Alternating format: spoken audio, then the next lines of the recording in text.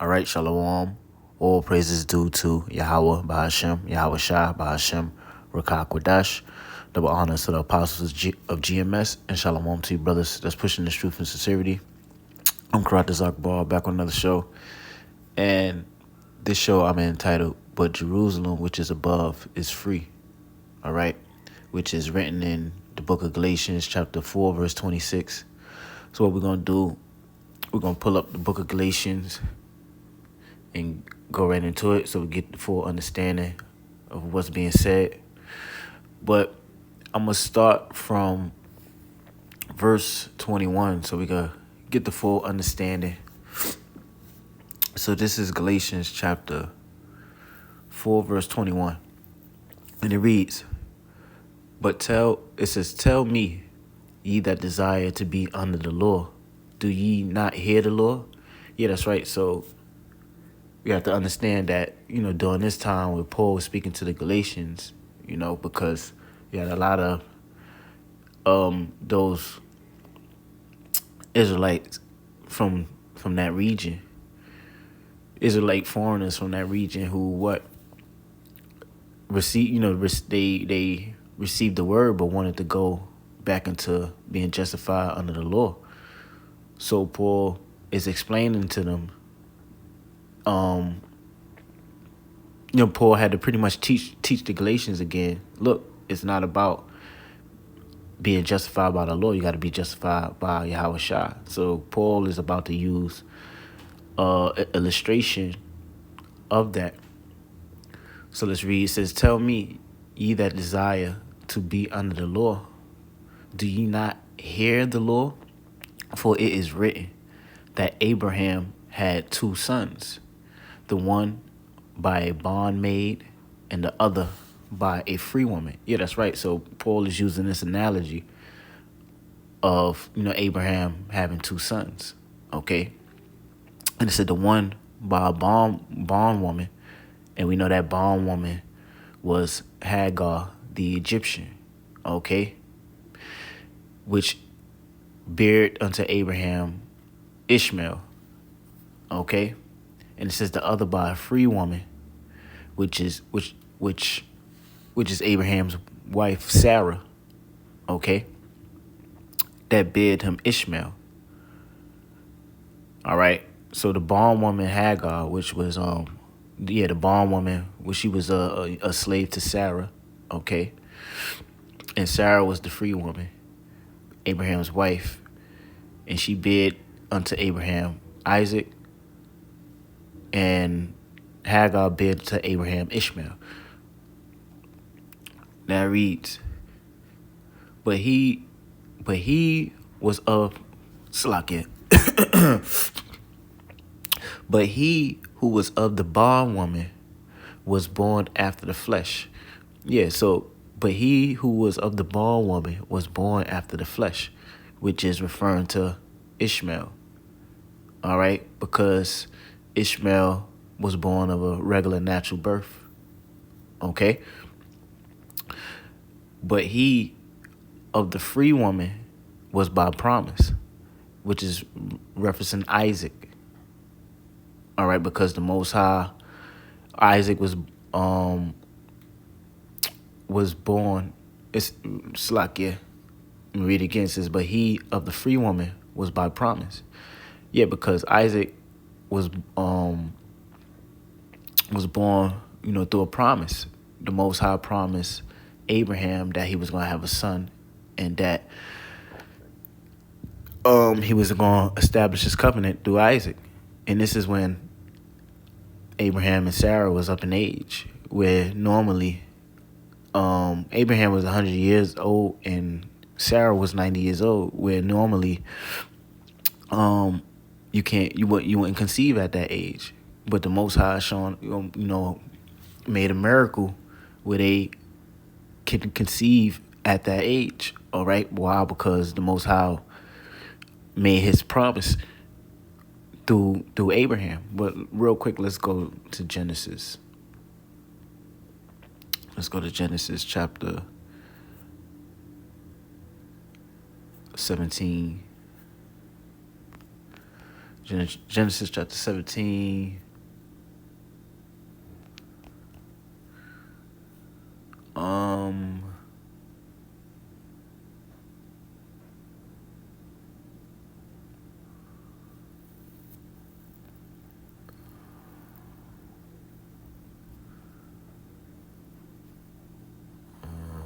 Slacky, bear with me.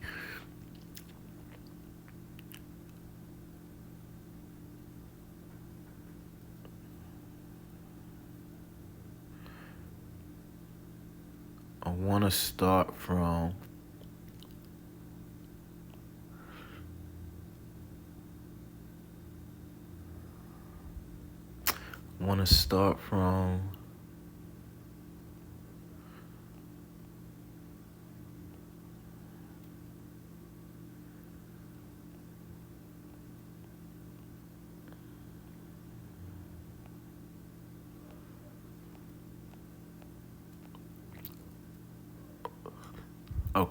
let's start from verse 15. And the Most High said unto Abraham, As for Sarah thy wife, thou shalt not call her name Sarah, but Sarai, but Sarah. Shall her name be called? Shall her name be? And I will bless her and give thee a son also of her. Yea, I will bless her, and she shall be a mother of nations. Kings of people shall be of her. And Abraham fell upon his face and laughed, and said in his heart, Shall a child be born unto him that is 100 years old, and Sarah that is 90 years old? Yeah, so Abraham laughed when the Most High made that promise, told him, look, Sarah's gonna have a son. Okay, and nations will come out of him. Because Abraham laughed, because he was up in age, and Sarah was up in age. All right, and Sarah was barren from having children. So let's read. And Abraham said unto the Most High, Oh, that Ishmael might live before thee. Yeah, because Abraham already had a son, Ishmael. All right. And God said, Sarah thy wife shall bear thee a son indeed, and thou shalt call his name Isaac, and I will establish my covenant with him for an everlasting covenant, and with his seed after him. Yeah, so the Most High is telling Abraham, look, you're going to have a son named Isaac, and that's who he's going to establish his covenant with, okay? So pretty much that's the point. So let's go back to Galatians chapter 4.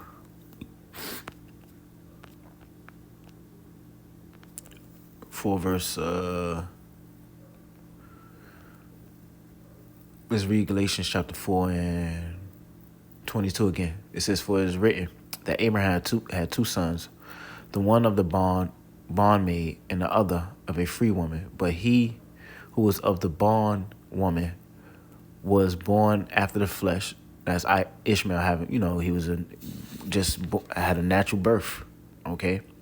But he of the free woman was by promise, and we read the promise. And the Most High told Abraham that, look, you're gonna have a son. Yeah, up in age, you're gonna have a son, and you're gonna call his name Isaac, and that's who the Most High was gonna establish his covenant with. Okay. So Isaac was the child by promise. Which things are an allegory? Yeah, so this is an allegory or a sign. Okay. So that whole scenario between Hagar, Abraham, Sarah, and Hagar, and their sons, this is an allegory or representation of something. And we're going to read. It says, which things are an allegory? For these are the two covenants, the one from Mount Sinai, which gendereth to bondage, which is Hagar. Yeah, so for these are the two covenants. So the bondwoman, which is Hagar, and pretty much the free woman, Sarah, Okay, the bondwoman having her son Ishmael, Sarah having her son Isaac, which is representation of the two covenants. Okay, we're gonna find that out. So the one, and it says the one from Mount Sinai, which gendereth to bondage, which is Hagar. Yeah, so Hagar is a representation of Mount Sinai, where what? Israel received the law of Moses.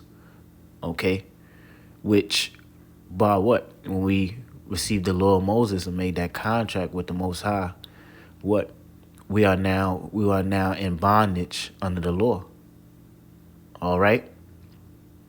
So let's read it again. It says, which things are an allegory? For these are the two covenants. The one from Mount Sinai, which gendereth to bondage, is Hagar. Yeah, so Hagar is just how Hagar was a bondwoman and a servant to Sarah. That's a representation of Israel being bounded to the law. Okay, where Moses received the law on Mount Sinai, which put us into bondage. Because what? If we was to break the laws of God, we will be punished for it, and possibly put to death. So we had to keep the laws, and if we break the laws, we are in judgment under the law. All right, so we were in bondage to the laws of the Most High. All right, just like how Hagar was a bondwoman. So let's read verse 25. For this Hagar is Mount Sinai in Arabia. See, that's right. See, because it's an allegory, is an illustration. So this Hagar is Mount Sinai in Arabia, and answereth to Jerusalem, which is now, or correspond to answering meaning like to correspond, okay, to Jerusalem, which is now. So just like Hagar was a bondwoman, Jerusalem, all right, nation of Israel was bound by the law of the Most High and is in bondage with her children. Yeah, that's right, because we was bound under the law. But Jerusalem, verse 26, but Jerusalem, which is above, is free, which is the mother of us all. Yeah, we're right. So, but Jerusalem, which is above, is free. Okay, what's that talking about? Jerusalem, which is above, is what? This is talking about the heavenly Jerusalem. All right, the spiritual Jerusalem, Jerusalem, which is above, which come down from heaven. Okay, so let's look that up. Let's go into that.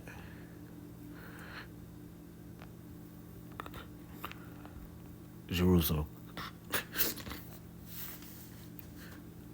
It says Jerusalem. Set ye. Let's scroll down. Let's get the point. Let's go down to where it says, "See, Jerusalem that is above, that is existed in heaven, according to the pattern of which the earthly Jerusalem was supposed to be built." Metaphor: the city of God, founded by, Hamashiach. It says Christ, but that's Hamashiach. Now wearing the form of the church, but after Hamashiach return to put on the form of the perfected messianic kingdom. Yeah, that's right. So Jerusalem, which is above, which is the kingdom of heaven, because when Yahushua comes back, he's going to establish the kingdom.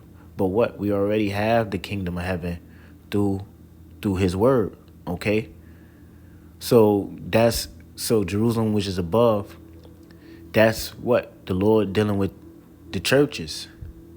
Okay, we received the Spirit. We received the Holy Spirit from above, to go out there on the highways and byways and preach this word, which is the kingdom. All right, So this is a whole representation of Jerusalem, which is above. Okay, but Jerusalem, which is above, is free, which is the mother of us all. Yeah, because what? Just like how Sarah was a free woman, okay, and having Isaac, the son of the promise. So we're not bound under the law. We are justified through Yahweh Shah. All right, we are through Yahweh Shah we are made free. Okay, and we have the kingdom of heaven, which is from above, that is descended upon us. To the churches. All right. So Jerusalem, which is above, is free, which is the mother of us all. All right, and just like how Sarah was free, we are free from the law by being justified through Yahweh Shah. Okay? And have Jerusalem, which is above, that is upon us, right? The spiritual kingdom, which is, through this word, us having this word.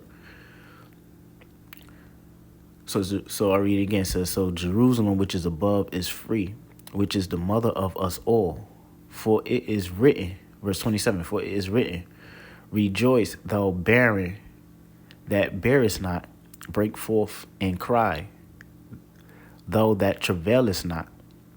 For the desolate have many children than she which hath an husband. Yeah, that's right. So let's break that down. It says, for it is written, rejoice, thou barren that breakest forth. So just like how Sarah, she was barren, okay? But what? The Most High promised her a child, which was Isaac, that she was going to have. Okay? So that represents what? The Israelite foreigners that can now receive what? Salvation through what? Being justified through Yahweh Shah, because they were once barren, without promise anything, without promise of salvation. Okay? So so it says, rejoice, thou barren that bearest not, break forth and cry, thou travailest not. For the desolate have many more children than she that have an husband. Yeah, so the desolate, okay, have many more children. The desolate, this is referring to the Israelite foreigners who, pretty much who didn't have any hope. Okay? Who didn't have any hope. So it says so let's read it again, break it down. It says, for the desolate have many more children than she which have a husband. Yeah, so the desolate have many more children than she who have a husband, which is referring to the Jews, who the Most High, because the Most High is being the husband, all right? And when you go into it, the Most High, he cast off Israel from being his people, and he was only dealing with the house of Judah. Okay? So we are the Most High's husband, but the Most High did away with the Israelite foreigners. But now the Israelite foreigners are, brought back into the fold through faith in Yahweh Shah. So it said the desolate have many more children than she that have a husband. Yeah, which is the believers of the Israelite foreigners that are come back into the fold. All right? Because, the Jews didn't believe. So from that, the Israelite foreigners were able to come in. Okay? But this is all an illustration of how Hagar and Sarah was barren. The Most High promised her a son, where she was able to break forth and have a child. Okay? So Israel is being a representation of that. The Israelite foreigners is being a representation of that, of having no hope, barren, destitute of salvation, and now through Yahweh Shah, they are broken forth and able to obtain that salvation by believing in on Him. Okay, so with that, hope you brothers got understanding, on these verses, And with that, I'm going to say all praises due to Yahweh, Bahashem, Yahweh Shah, Bahashem, Rakah Quadash, double honors to the apostles of GMS, and Shalom to the elect. Shalom.